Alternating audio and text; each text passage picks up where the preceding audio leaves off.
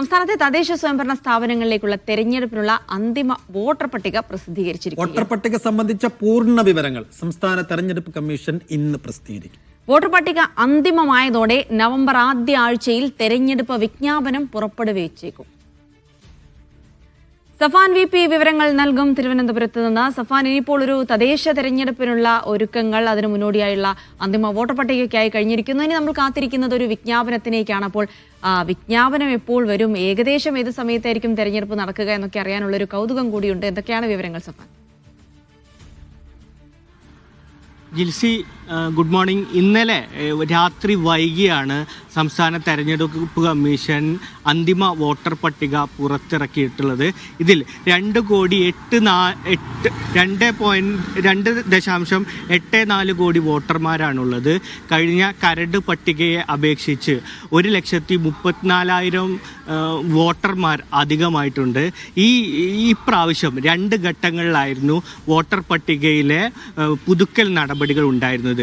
September 2-ന് സംസ്ഥാന തെരഞ്ഞെടുപ്പ് commission ഒരു അന്തിമ പട്ടിക പ്രസിദ്ധീകരിച്ചതാണ്.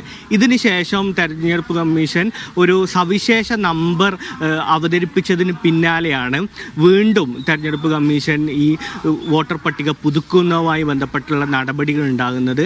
അങ്ങനെ 29-ന് സെപ്റ്റംബർ 2-ന് പ്രസിദ്ധീകരിച്ച അന്തിമ പട്ടിക കരടാക്കി അതിന് തെറ്റുകുറ്റുകൾ വരുത്താനുള്ള അവസരങ്ങളൊക്കെ ഇതിന് ശേഷമാണ് ഈ ഒക്ടോബർ 14 വരെ പേര് ചേർക്കാനും തിരുത്താനൊക്കെ ഉള്ള അവസരം ഉണ്ടായിരുന്നു.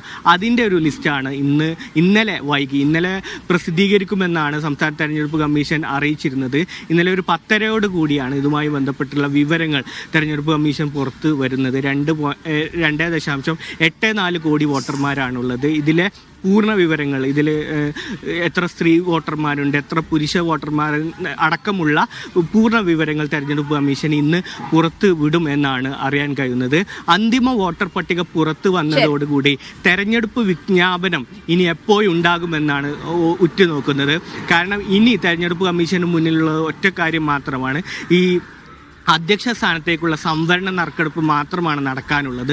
അതിനുശേഷം ഈ ജിൽസി സൂചിപ്പിച്ച പോലെ തന്നെ ഈ നവംബർ ആദ്യ വാരത്തിൽ തന്നെ തെരഞ്ഞെടുപ്പ് വിജ്ഞാപനം ഉണ്ടാകുമെന്നാണ് തന്നെയാണ് പ്രതീക്ഷിക്കുന്നത്.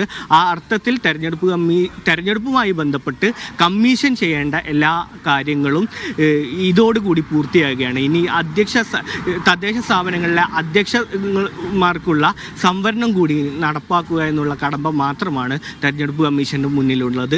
അതിനുശേഷം ഉടൻ തന്നെ തെരഞ്ഞെടുപ്പ് വിജ്ഞാപനം പ്രതീക്ഷിക്കുന്നുണ്ട്. ജിൽസി, സൈഫുദ്ദീൻ.